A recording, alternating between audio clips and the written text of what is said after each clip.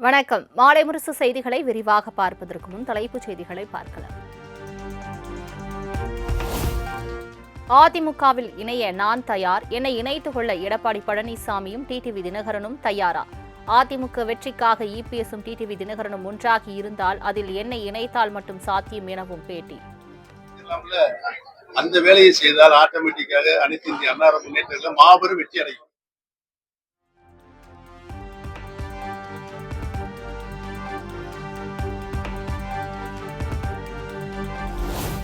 ஓ பன்னீர்செல்வத்திற்கு அதிமுகவில் என்றும் இடமில்லை என அக்கட்சி பொதுச் செயலாளர் எடப்பாடி பழனிசாமி திட்டவட்டம்.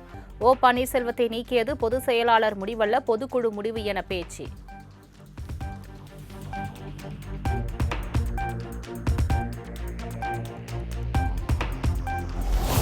அதிமுக பொதுச் செயலாளர் எடப்பாடி பழனிசாமியை அருமை அண்ணன் என அன்போடு அழைத்த ஓ பன்னீர்செல்வம் இரட்டை தலைமை விவகாரத்தில் எடப்பாடி பழனிசாமி மீது அவதூறு பரப்பி வந்த நிலையில் திடீரென மனமாற்றம்.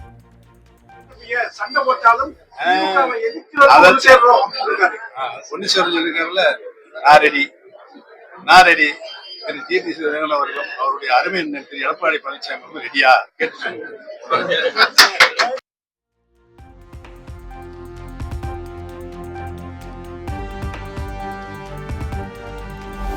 தனி கட்சி தொடங்குவது, தேர்தலில் போட்டியிடுவது குறித்து இன்னும் முடிவு எடுக்கவில்லை என ஓ பன்னீர்செல்வம் பேட்டி.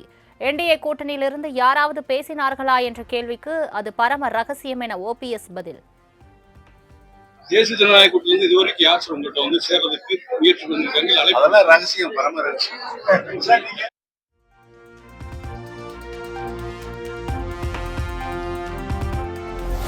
சட்டமன்ற தேர்தல் கூட்டணி தொடர்பாக ஓ பன்னீர்செல்வம் நடத்திய ஆலோசனைக் கூட்டத்தில் கடும் வாக்குவாதம். கருத்துக்களை பேப்பரில் எழுதி கொடுங்கள் என ஓபிஎஸ் கூறியதற்கு எதுவாக இருந்தாலும் பொது வெளியில் கூற வேண்டும் என சிலர் எதிர்ப்பு.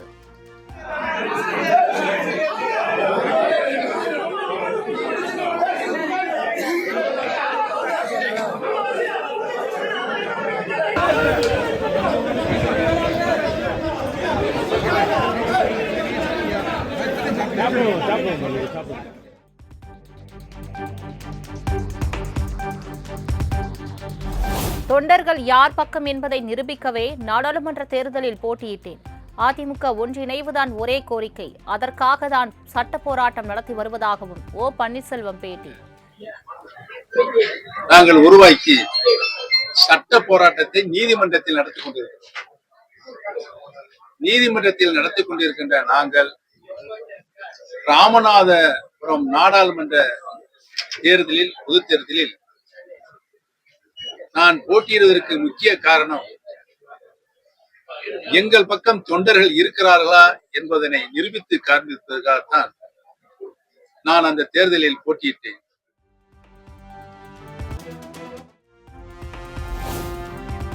நாடாளுமன்ற மக்களவையில் பொருளாதார ஆய்வறிக்கையை தாக்கல் செய்தார் மத்திய நிதியமைச்சர் நிர்மலா சீதாராமன்.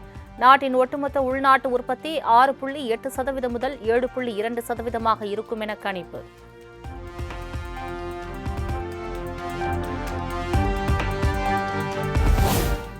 மக்கள் குரலுக்கு மதிப்பளிக்கும் வகையில் நாடாளுமன்றத்தில் ஆக்கப்பூர்வமான விவாதம் இருக்க வேண்டும். எதிர்க்கட்சிகளின் ஆக்கப்பூர்வமான கேள்விகளுக்கு பதில் அளிக்க தயார் எனவும் பிரதமர் மோடி உறுதி. ஐரோப்பிய யூனியனுடனான ஒப்பந்தம் உற்பத்தி தொழில்துறைக்கு நல்ல வாய்ப்பை வழங்கியுள்ளது. தரத்தை மனதில் வைத்து தொழில்துறை செயல்பட்டால் ஐரோப்பிய யூனியனின் நம்பிக்கையை பெறலாம் எனவும் பிரதமர் மோடி பேச்சு.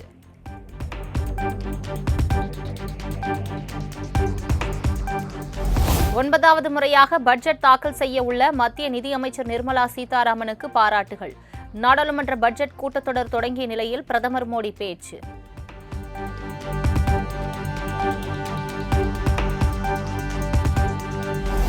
விமான விபத்தில் உயிரிழந்த மகாராஷ்டிர துணை முதலமைச்சர் அஜித் பவாருக்கு குடும்பத்தினர், பொதுமக்கள் கண்ணீர் மல்க பிரியாவிடை. பாராமதியில் அரசு மரியாதையுடன் நடந்த இறுதிச் சடங்கில் மத்திய அமைச்சர்கள் அமித்ஷா, நிதின் கட்கரி, மகாராஷ்டிர மாநில முதல்வர் பட்னாவிஸ், அமைச்சர்கள், தேசியவாத காங்கிரஸ் தலைவர்கள் பங்கேற்பு.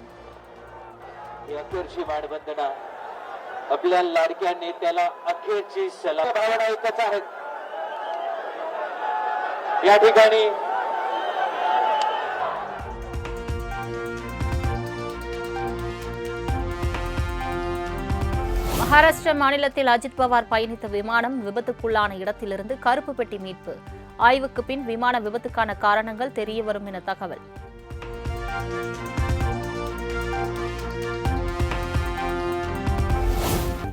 சென்னையில் வாழும் மக்களின் வசதிக்காக பல்வேறு திட்டங்களை செயல்படுத்தி வருகிறோம்.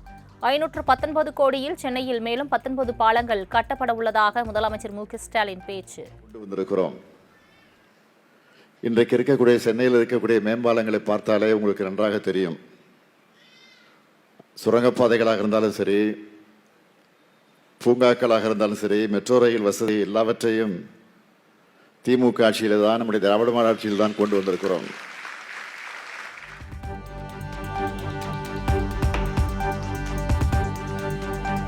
சென்னையில் பெருமழை வந்தாலும் சமாளிக்கும் வகையில் வடிகால் கட்டமைப்பு உள்ளது. 2015 செயற்கையாக ஏற்பட்ட வெள்ளத்தால் மக்கள் அதிகம் பாதிக்கப்பட்டதாக முதலமைச்சர் மு.க.ஸ்டாலின் குற்றச்சாட்டு. குறிப்பாக சொல்லணும்னா 2015 செயற்கை வெள்ளம், அது சாதாரணமாக இல்லை, செயற்கையாக உருவாக்கப்பட்ட வெள்ளம் உங்களுக்கு தெரியும். அதனால மக்கள் எந்த அளவிற்கு பாதிக்கப்பட்டாங்க என்பதை இந்த சென்னை மறந்துடாதுக்கு. ஆனால் இன்னைக்கு இயற்கையாகவே சாதாரண மழையில் எவ்வளவு பெரிய மழை வந்தாலும் அதை சமாளிக்கிற ஆற்றல் இன்றைக்கு நம்முடைய சென்னை மாநகரத்துக்கு கிடைத்திருக்குதுன்னா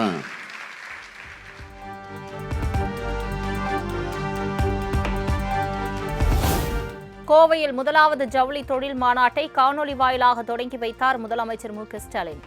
ஆயத்த ஆடை தொழிலில் இந்தியாவின் மிகப்பெரிய ஏற்றுமதி மாநிலம் தமிழ்நாடு எனவும் பேச்சு. அதுவும் ஜவுளித்துறையை பொறுத்தவரையில் ஆயத்த ஆடை ஏற்றுமதியில் தொடர்ந்து 5 ஆண்டுகளாக இந்தியாவின் மிகப்பெரிய ஏற்றுமதியாளர் என்ற பெருமையை தமிழ்நாடு பெற்றிருக்கு.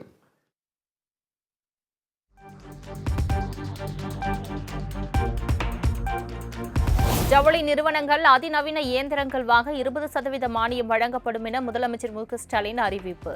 ஜவுளி நிறுவனங்களுக்கு மானியம் வழங்க ஆண்டுக்கு 30 கோடி ரூபாய் ஒதுக்கீடு செய்யப்படும் எனவும் தகவல்.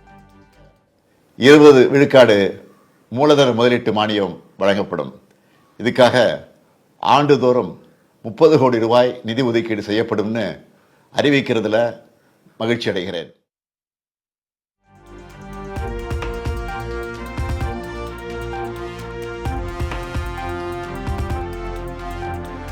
பிராட்வேயில் அனைத்து உட்கட்டமைப்பு வசதிகளுடன் அமையவுள்ள பல்நோக்கு ஒருங்கிணைந்த போக்குவரத்து பேருந்து நிலையம். புதிய பேருந்து நிலையத்திற்கு அடிக்கல் நாட்டினார் முதலமைச்சர் மு.க.ஸ்டாலின்.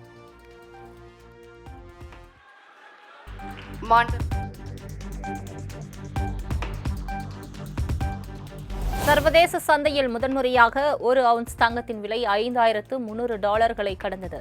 அமெரிக்க டாலரின் மதிப்பு சரிந்து வருவதால் தங்கத்தில் முதலீடுகள் அதிகரித்து புதிய உச்சத்தை எட்டியது.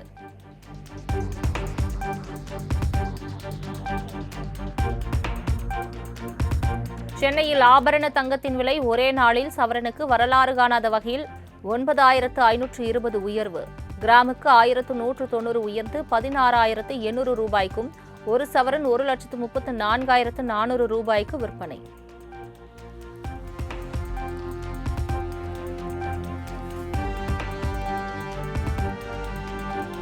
சென்னையில் வெள்ளியின் விலை கிராமுக்கு 25 ரூபாய் உயர்வு. 1 கிராம் 425 ரூபாய்க்கும், 1 கிலோ 4,25,000 ரூபாய்க்கு விற்பனை.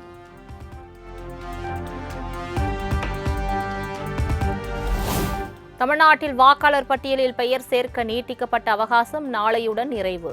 வாக்காளர் பட்டியலில் பெயர் சேர்க்க இதுவரை 16.02 லட்சம் பேர் மனு அளித்துள்ளதாக தகவல்.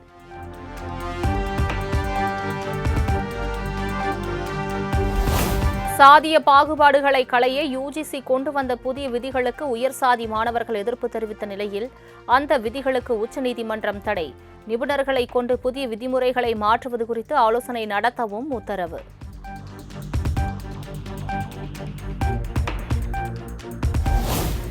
உயர்கல்வி நிறுவனங்களில் ராகிங்கை தடுக்க யுஜிசி கொண்டு வந்துள்ள புதிய விதிகளுக்கு முதலமைச்சர் மு.க.ஸ்டாலின் வரவேற்பு. புதிய விதிகள் மூலம் மாணவர்களின் பாதுகாப்பு உறுதி செய்யப்படும் எனவும் முதலமைச்சர் எக்ஸ் தளத்தில் பதிவு.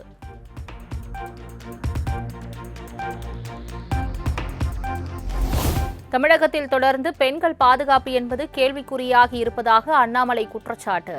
சென்னை அரசு கலைக் கல்லூரியில் கேண்டீனில் பணிபுரியும் 22 வயது இளம்பெண் 3 நபர்களால் பாலியல் வன்கொடுமை செய்யப்பட்டிருப்பதை சுட்டிக்காட்டி கண்டனம்.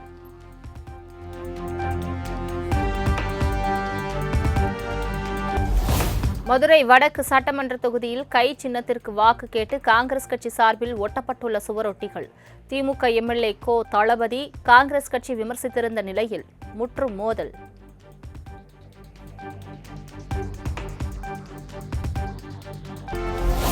ஆசிரியர் தகுதி தேர்வில் தேர்ச்சி மதிப்பெண் விகிதத்தை குறைத்து அரசாணை வெளியிட்ட தமிழ்நாடு அரசு. ஆதிதிராவிடர் மற்றும் பழங்குடியினருக்கு 40%ஆகவும் பிற்படுத்தப்பட்டோருக்கு 50%ஆகவும் மதிப்பெண் குறைப்பு.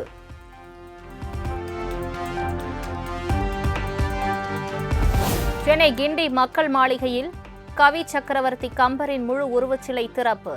சிலையை திறந்து புகைப்படத்திற்கு மலர் தூவி ஆளுநர் ஆர்.என். ரவி மரியாதை.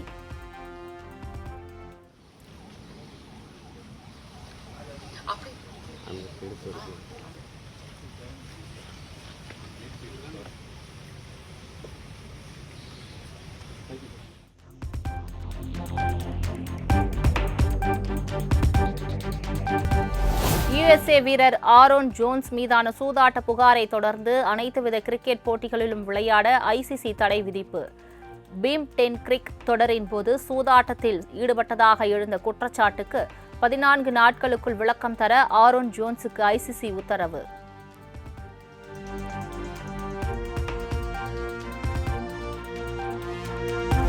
நடிகரும் கார் ரேசருமான அஜித்குமாருடன் திரை பிரபலங்கள் திடீர் சந்திப்பு. நடிகர் மாதவன், சிம்பு, இசையமைப்பாளர் ஜிவி பிரகாஷ் உள்ளிட்டோர் சந்தித்த புகைப்படங்கள் இணையத்தில் வைரல்.